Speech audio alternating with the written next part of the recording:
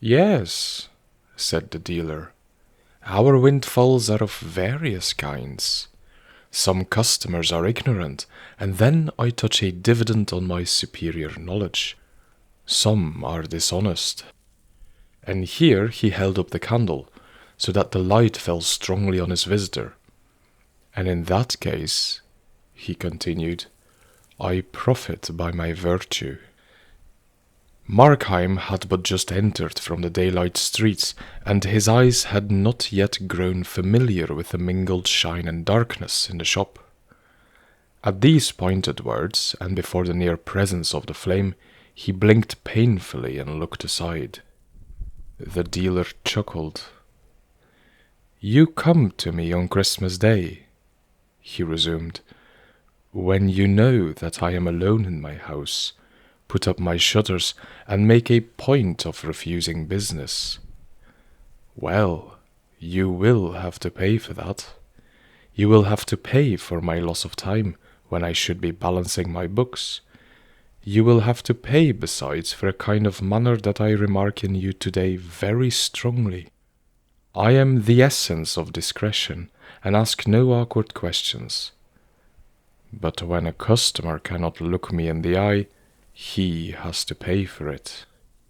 The dealer once more chuckled, and then changing to his usual business voice, though still with a note of irony, "You can give, as usual, a clear account of how you came into the possession of the object?" he continued. "Still your uncle's cabinet? A remarkable collector, sir." And the little pale round-shouldered dealer stood almost on tiptoe, looking over the top of his gold spectacles and nodding his head with every mark of disbelief. Markheim returned his gaze with one of infinite pity and a touch of horror. "This time," said he, "you are in error. I have not come to sell, but to buy. I have no curios to dispose of. My uncle's cabinet is bare to the wainscot. Even were it still intact, I have done well on the stock exchange, and should more likely add to it than otherwise. And my errand today is simplicity itself. I seek a Christmas present for a lady," he continued, waxing more fluent as he struck into the speech he had prepared. "And certainly I owe you every excuse for thus disturbing you upon so small a matter. But the thing was neglected yesterday. I must produce my little compliment at dinner, and as you very well know, a rich marriage is not a thing to be neglected." There followed a pause, during which the dealer seemed to weigh this statement incredulously. The ticking of many clocks among the curious lumber of the shop, and the faint rushing of the cabs in a near thoroughfare filled up the interval of silence. "Well, sir," said the dealer, "be it so. You are an old customer, after all, and if, as you say, you have the chance of a good marriage, far be it from me to be an obstacle. Here is a nice thing for a lady now," he went on. "This hand-glass, 15th century, warranted, comes from a good collection too, but I reserve the name in the interests of my customer, who was just like yourself, my dear sir, the nephew and sole heir of a remarkable collector." The dealer, while he thus ran on in his dry and biting voice, had stooped to take the object from its place, and as he had done so, a shock had passed through Markheim, a start both of hand and foot, a sudden leap of many tumultuous passions to the face. It passed as swiftly as it came, and left no trace beyond a certain trembling of the hand that now received the glass. "A glass," he said hoarsely, and then paused, and repeated then more clearly, "A glass for Christmas? Surely not." "And why not?" cried the dealer. "Why not a glass?" Markheim was looking upon him with an indefinable expression. "You ask me why not?" he said. "Why, look here. Look in it. Look at yourself. Do you like to see it? No, nor I, nor any man." The little man had jumped back when Markheim had so suddenly confronted him with the mirror, but now perceiving there was nothing worse on hand, he chuckled. Your future lady, sir, must be pretty hard-favored, said he. I ask you, said Markheim, for a Christmas present, and you give me this damned reminder of years and sins and follies, this hand conscious. Did you mean it? Had you a thought in your mind? Tell me. It will be better for you if you do. Come, tell me about yourself. I hazard a guess now that you are in secret a very charitable man. The dealer looked closely at his companion. It was very odd. Markheim did not appear to be laughing. There was something in his face like an eager sparkle of hope, but nothing of mirth. What are you driving at? The dealer asked. Not charitable, returned the other gloomily. Not charitable, not pious, not scrupulous, unloving, unbeloved. A hand to get money, a safe to keep it. Is that all? Dear God, man, is that all? I will tell you what it is, began the dealer with some sharpness, and then broke off again into a chuckle. But I see this is a love match of yours, and you have been drinking the lady's health. Ah, cried Markheim with a strange curiosity. Ah, have you been in love? Tell me about that. Aye, cried the dealer. Aye, in love. I never had the time, nor have I the time today for all this nonsense. Will you take the glass?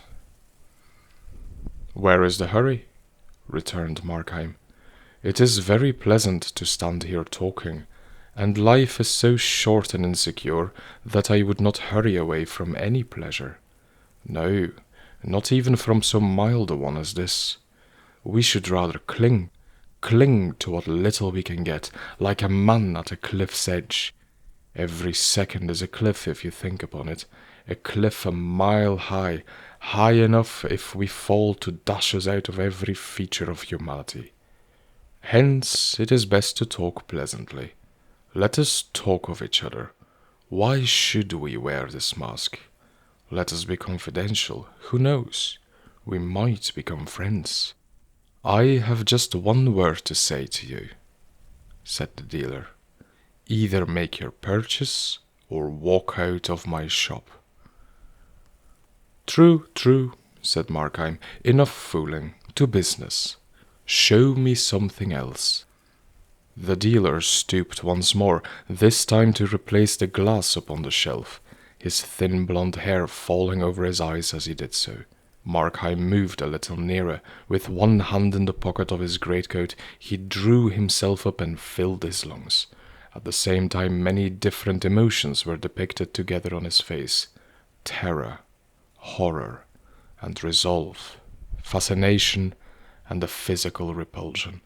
And through a haggard lift of his upper lip, his teeth looked out. This, perhaps, may suit, observed the dealer, and then, as he began to re-arise, Markheim bounded from behind upon his victim. The long skewer-like dagger flashed and fell. The dealer struggled like a hen, striking his temple on the shelf, and then tumbled on the floor in a heap. Time had some score of small voices in that shop, some stately and slow as was becoming to their great age, others garrulous and hurried. All these told out the seconds in an intricate chorus of tickings.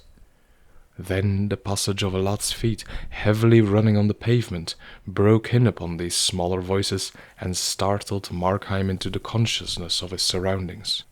He looked about him awfully. The candle stood on the counter, its flame solemnly wagging in a draught, and by that inconsiderable movement the whole room was filled with noiseless bustle and kept heaving like a sea. The tall shadows nodding, the gross blots of darkness swelling and dwindling as with respiration, the faces of the portraits and the china gods changing and wavering like images in water. The inner door stood ajar, and peered into that leaguer of shadows with a long slit of daylight like a pointing finger.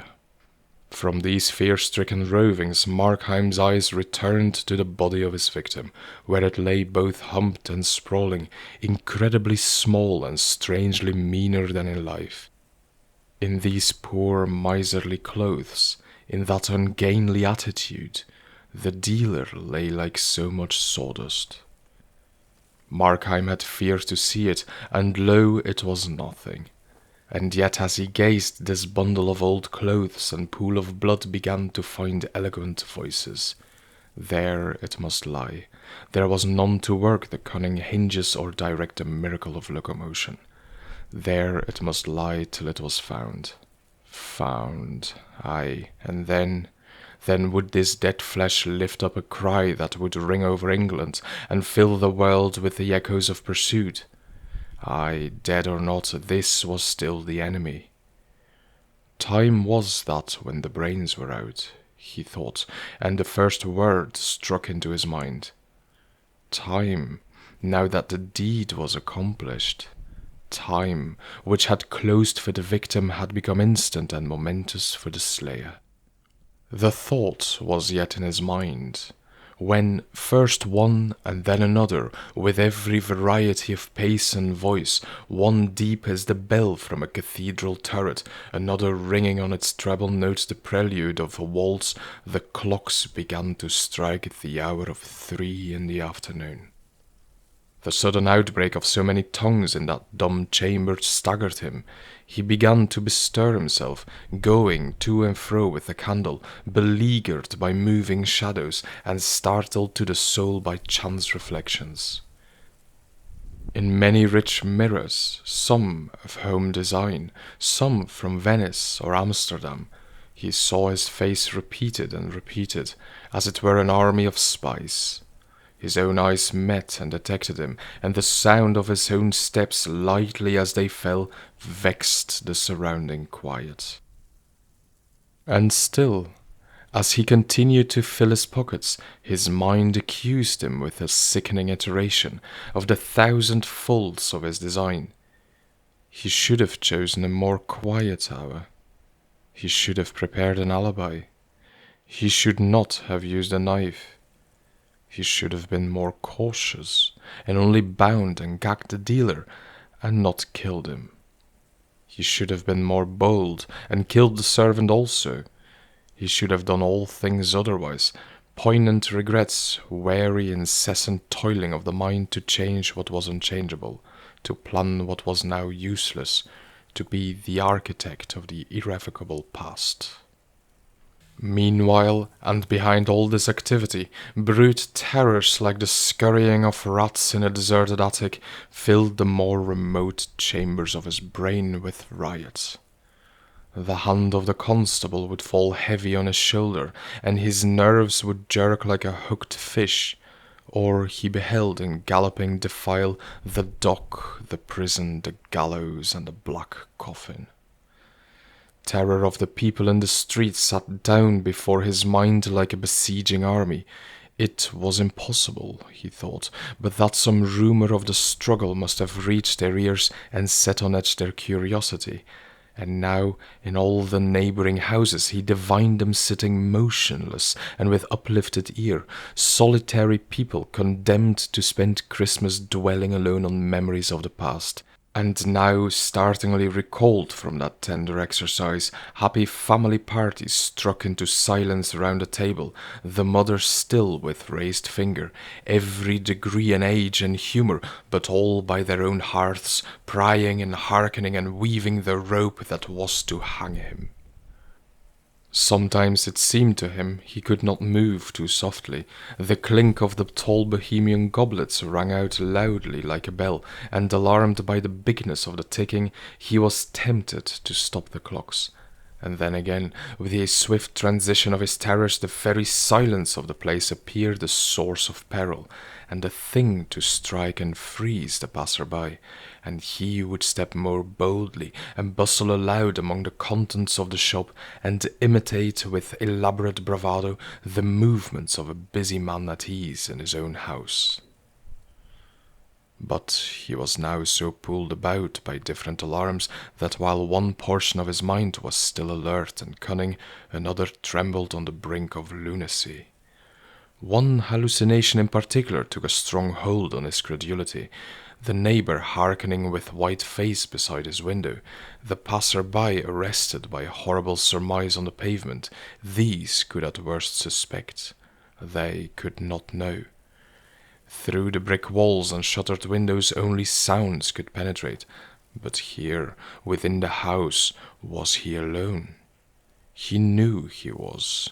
He had watched the servant set forth sweethearting in her poor best out for the day, written in every ribbon and smile. Yes, he was alone, of course, and yet, in the bulk of empty house above him, he could surely hear a stir of delicate footing. He was surely conscious, inexplicably conscious of some presence. Aye, surely, to every room and corner of the house his imagination followed it, and now it was a faceless thing, and yet had eyes to see with, and again it was a shadow of himself, and yet again behold the image of the dead dealer, re-inspired with cunning and hatred. At times, with a strong effort, he would glance at the open door which still seemed to repel his eyes. The house was tall, the skylights small and dirty, the day blind with fog, and the light that filtered down the ground story was exceedingly faint, and showed dimly on the threshold of the shop. And yet, in that strip of doubtful brightness, did there not hang wavering a shadow? Suddenly, from the street outside, a very jovial gentleman began to beat with a staff on the shop door, accompanying his blows with shouts and railleries, in which the dealer was continually called upon by name. Markheim, smitten into eyes, glanced at the dead man, but no, he lay quite still. He was fled away far beyond earshot of these blows and shoutings. He was sunk beneath seas of silence, and his name, which would once have caught his notice above the howling of a storm, had become an empty sound.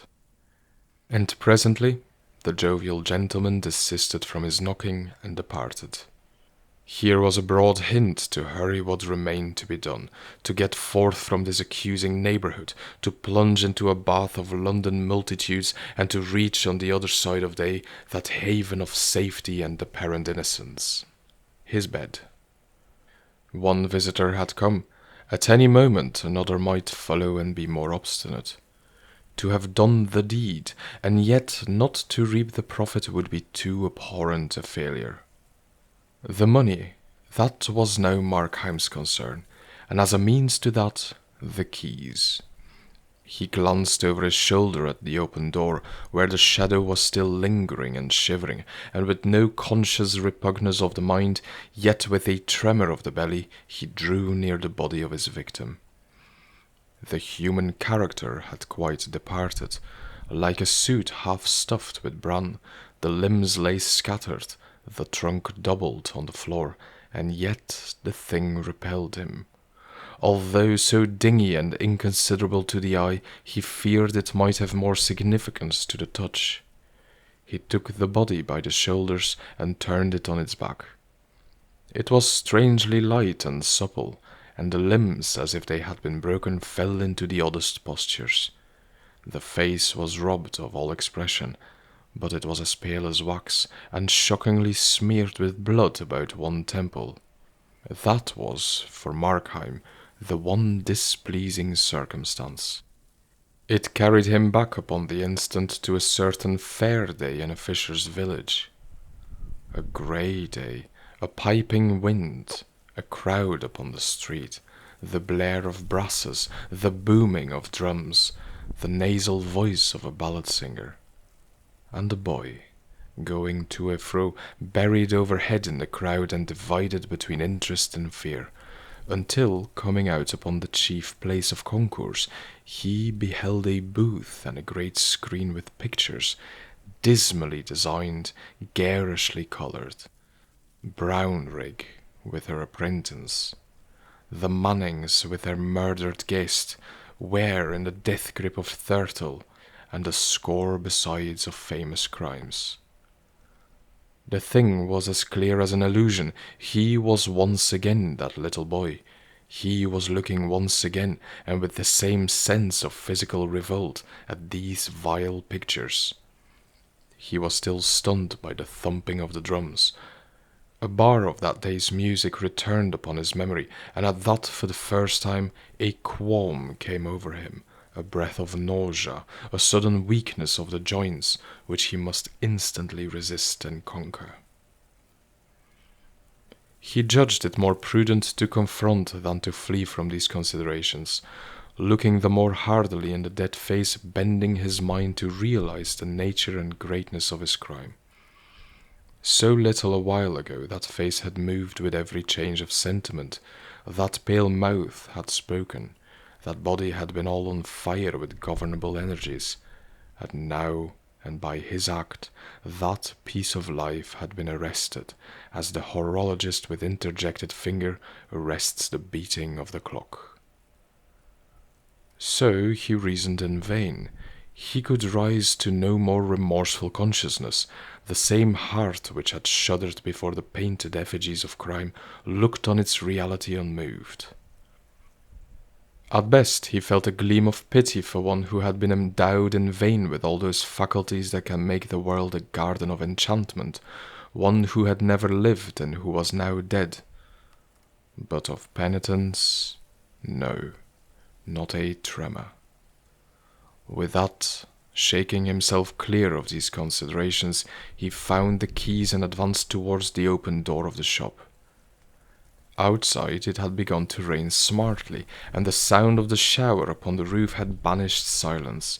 Like some dripping cavern, the chambers of the house were haunted by an incessant echoing, which filled the ear and mingled with the ticking of the clocks. And as Markheim approached the door, he seemed to hear, in answer to his own cautious tread, the steps of another foot withdrawing up the stair. The shadow still palpitated loosely on the threshold. He threw a ton's weight of resolve upon his muscles and drew back the door. The faint, foggy daylight glimmered dimly on the bare floor and stairs, on the bright suit of armor posted, halberd in hand, upon the landing, and on the dark wood carvings and framed pictures that hung against the yellow panels of the wainscot. So loud was the beating of the rain through all the house that in Markheim's ears it began to be distinguished into many different sounds. Footsteps and sighs, the tread of regiments marching in the distance, the chink of money in the counting, and the creaking of doors held stealthily ajar, appeared to mingle with the patter of the drops upon the cupola and the gushing of the water in the pipes. The sense that he was not alone grew upon him to the verge of madness. On every side he was haunted and begirt by presences. He heard them moving in the upper chambers from the shop. He heard the dead man getting to his legs, and as he began with a great effort to mount the stairs, feet fled quietly before him and followed stealthily behind. If he were but deaf, he thought, how tranquilly he would possess his soul.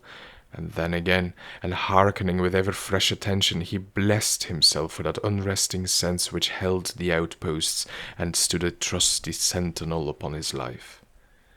His head turned continually on his neck, his eyes, which seemed starting from their orbits, scouted on every side, and on every side were half rewarded as with a tale of something nameless vanishing. The 24 steps to the first floor were 24 agonies. On that first story the doors stood ajar, 3 of them like 3 ambushes, shaking his nerves like the throats of cannon. He could never again, he felt, be sufficiently immured and fortified from men's observing eyes. He longed to be home, girt in by walls, buried among bedclothes, and invisible to all but God. And at that thought he wondered a little, recollecting tales of other murderers, and the fear they were said to entertain of heavenly avengers. It was not so, at least, with him. He feared the laws of nature, lest in their callous and immutable procedure they should preserve some damning evidence of his crime. He feared tenfold more with a slavish superstitious terror, some scission in the continuity of man's experience, some willful illegality of nature. He played a game of skill, depending on the rules, calculating consequence from cause. And what if nature, as the defeated tyrant overthrew the chessboard, should break the mold of their succession? The like had befallen Napoleon, so writers said, when the winter changed the time of its appearance. The like might befall Markheim. The solid walls might become transparent and reveal his doings like those of bees in a glass hive. The stout planks might yield under his foot like quicksands and detain him in their clutch. Aye, and there were soberer accidents that might destroy him. If, for instance, the house should fall and imprison him beside the body of his victim, or the house next door should fly on fire and the firemen invade him from all sides. These things he feared, and in a sense these things might be called the hands of God reached forth against sin. But about God himself he was at ease. His act was doubtless exceptional, but so were his excuses, which God knew. It was there and not among men that he felt sure of justice. When he had got safe into the drawing-room and shut the door behind him, he was aware of a respite from alarms.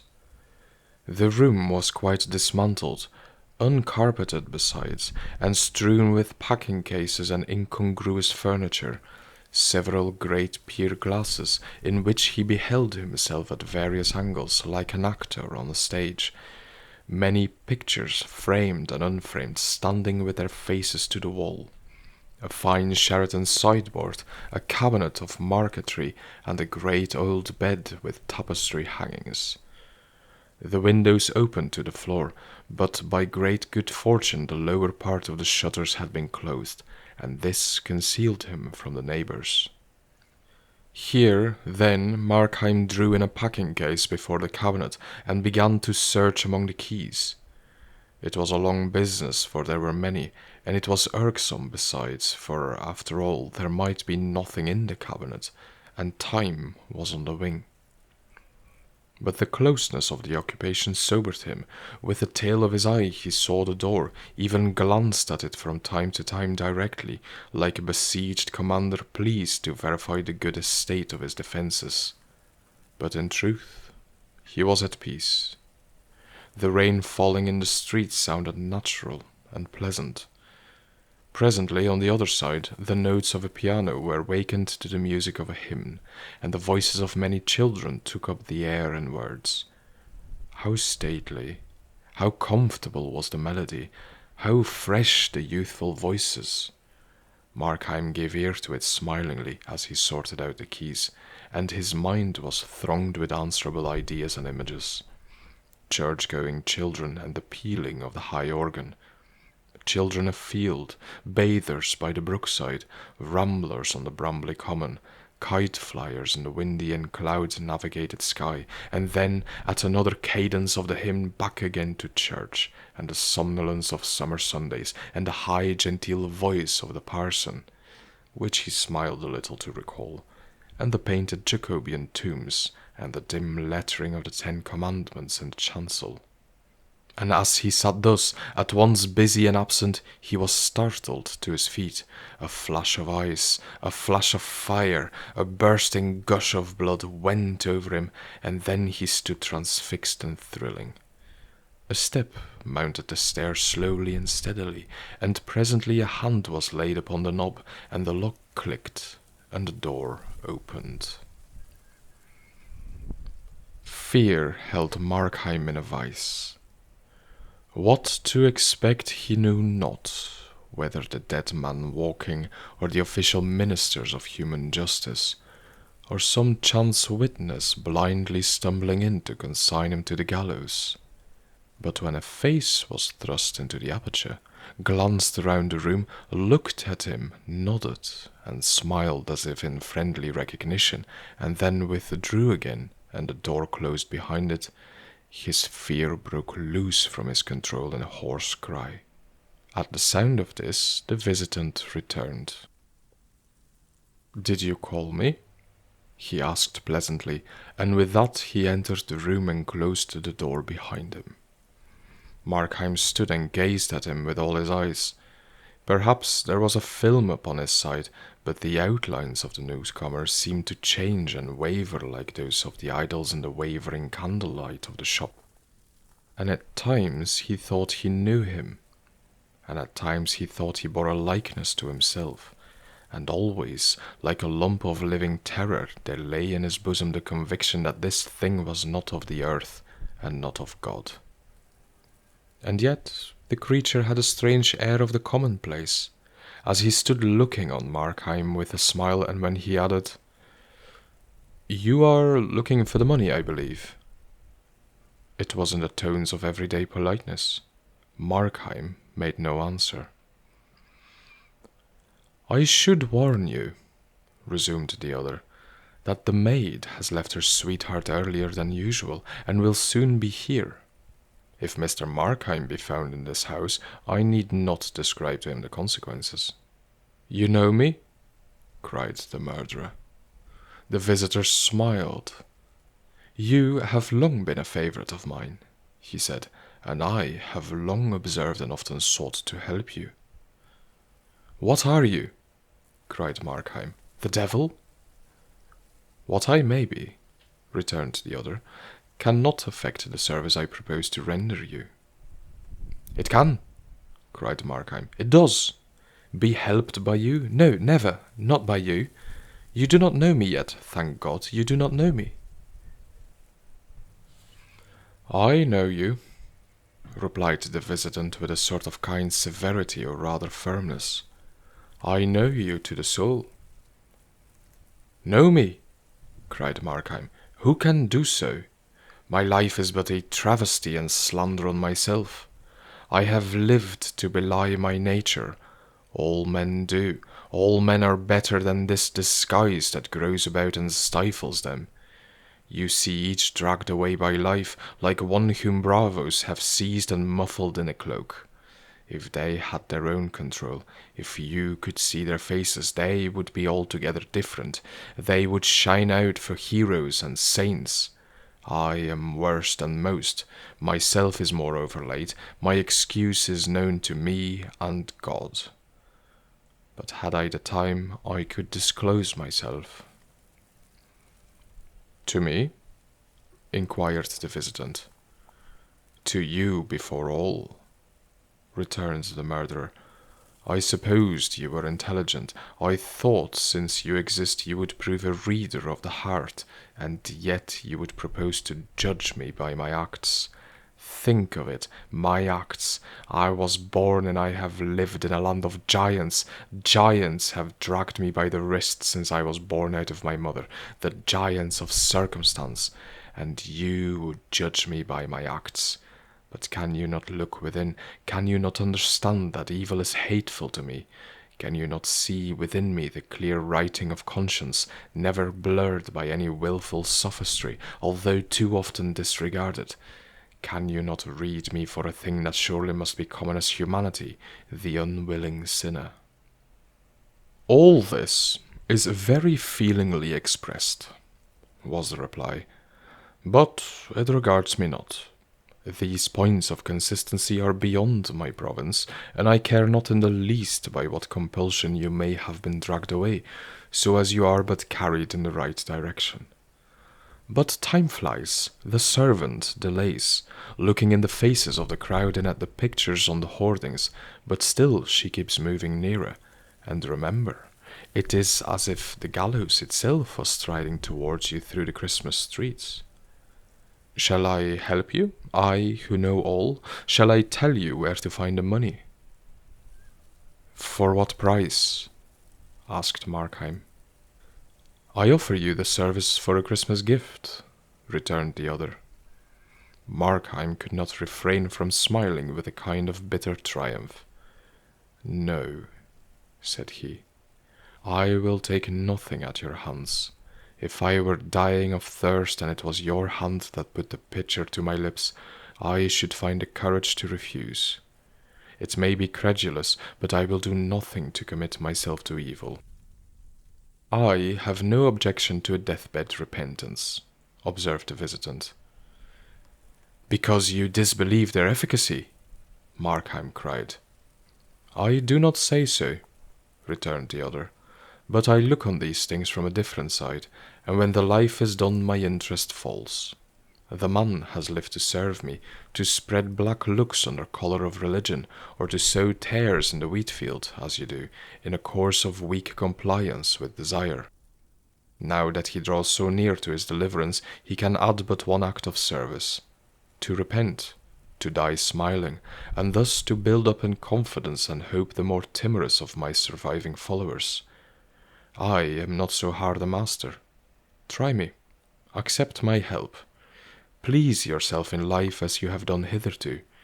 Please yourself more amply. Spread your elbows at the board, and when the night begins to fall and the curtains to be drawn, I tell you, for your greater comfort, that you will find it even easy to compound your quarrel with your conscience, and to make a truckling peace with God. I came but now from such a deathbed, and the room was full of sincere mourners, listening to the man's last words, and when I looked into that face, which had been set as a flint against mercy, I found it smiling with hope.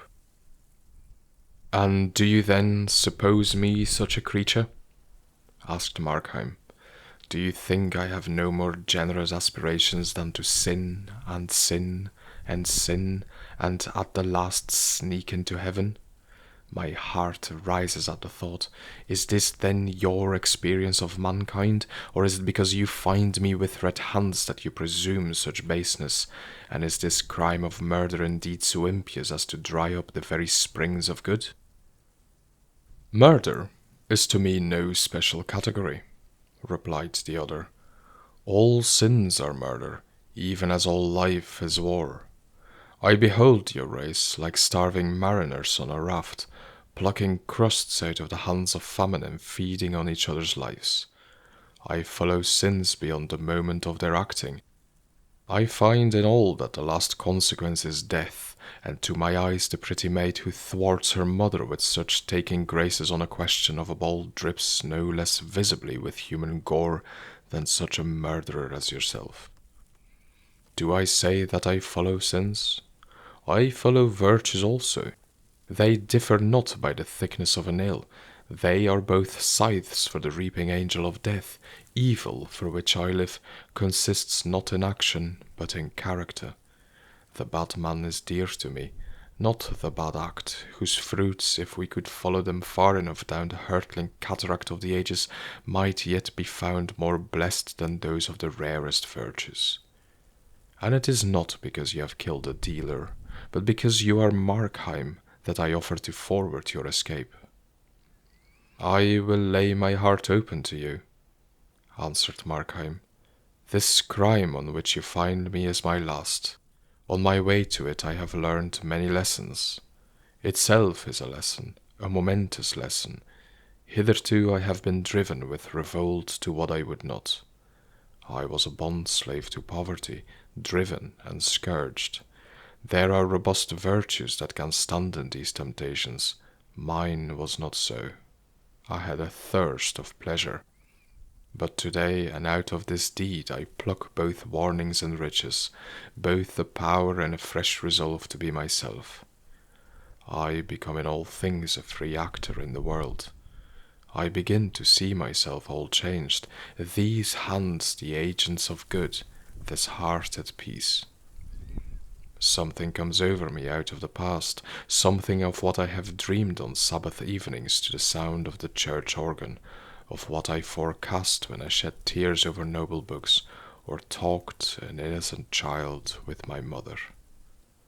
There lies my life.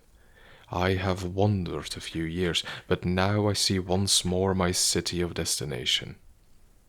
You are to use this money on the stock exchange, I think, remarked the visitor, and there, if I mistake not, you have already lost some thousands? Ah, said Markheim, but this time I have a sure thing. This time, again, you will lose, replied the visitor quietly.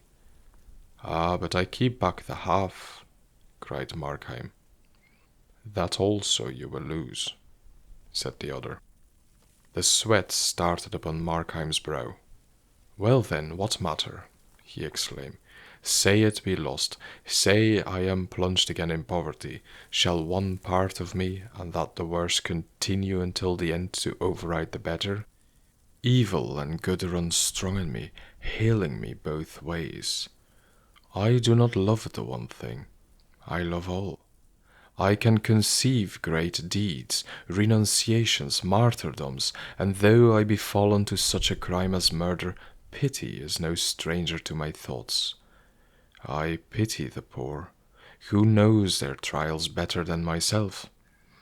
I pity and help them. I prize love. I love honest laughter. There is no good thing nor true thing on earth, but I love it from my heart. And are my vices only to direct my life, and my virtues to lie without effect, like some passive lumber of the mind? Not so. Good also is a spring of acts. But the visitant raised his finger. For 36 years that you have been in this world, said B, through many changes of fortune and varieties of humor, I have watched you steadily fall. 15 years ago you would have started at a theft. 3 years back you would have blenched at the name of murder. Is there any crime? Is there any cruelty or meanness from which you still recoil? 5 years from now I shall detect you in the fact. Downward, downward lies your way, nor can anything but death avail to stop you. It is true, Markheim said huskily. I have in some degrees complied with evil. But it is so with all. The very saints, in the mere exercise of living, grow less dainty and take on the tone of their surroundings. I will propound to you one simple question, said the other, and as you answer I shall read to you your moral horoscope. You have grown in many things more lax. Possibly you do right to be so, and at any account it is the same with all men. But granting that, are you in any one particular, however trifling, more difficult to please with your own conduct, or do you go in all things with a looser rein? In any one? Repeated Markheim with an anguish of consideration. No, he added with despair, in none. I have gone down in all. Then, said the visitor, content yourself with what you are, for you will never change, and the words of your part on this stage are irrevocably written down. Markheim stood for a long while silent, and indeed it was the visitor who first broke the silence. That being so, he said, shall I show you the money? And grace? Cried Markheim. Have you not tried it? Returned the other. 2 or 3 years ago, did I not see you on the platform of revival meetings, and was not your voice the loudest in the hymn? It is true, said Markheim, and I see clearly what remains for me by way of duty. I thank you for these lessons from my soul. My eyes are opened, and I behold myself at last for what I am. At this moment the sharp note of the doorbell rang through the house, and the visitant, as though this were some concerted signal for which he had been waiting, changed at once in his demeanour. "The maid!" he cried. "She has returned, as I forewarned you, and there is now before you one more difficult passage. Her master, you must say, is ill. You must let her in, with an assured but rather serious countenance. No smiles, no overacting, and I promise you success. Once the girl within and the door closed, the same dexterity that has already rid you of the dealer will relieve you of this last danger in your path. Thenceforward you have the whole evening, the whole night, if needful, to ransack the treasures of the house and to make good your safety. This is help that comes to you with the mask of danger. Up, he cried, up, friend, your life hangs trembling in the scales. Up, and act." Markheim steadily regarded his counsellor. "If I be condemned to evil acts," he said, "there is still one door of freedom open. I can cease from action. If my life be an ill thing, I can lay it down. Though I be, as you say, truly at the beck of every small temptation, I can yet, by one decisive gesture, place myself beyond the reach of all. My love of good is damned to barrenness. It may, and let it be. But I still have my hatred of evil, and from that to your galling disappointment you shall see that I can draw both energy and courage. The features of the visitor began to undergo a wonderful and lovely change. They brightened and softened with a tender triumph, and even as they brightened, faded and dislimned. But Markheim did not pause to watch or understand the transformation. He opened the door and went downstairs very slowly, thinking to himself. His past went soberly before him. He beheld it as it was, ugly and strenuous like a dream, random as chance medley, a scene of defeat. Life, as he thus reviewed it, tempted him no longer, but on the further side he perceived a quiet haven for his bark. He paused in the passage and looked into the shop where the candle still burned by the dead body. It was strangely silent. Thoughts of the dealer swarmed into his mind as he stood gazing, and then the bell once more broke out into impatient clamor. He confronted the maid upon the threshold with something like a smile. "You had better go for the police," said he. "I have killed your master."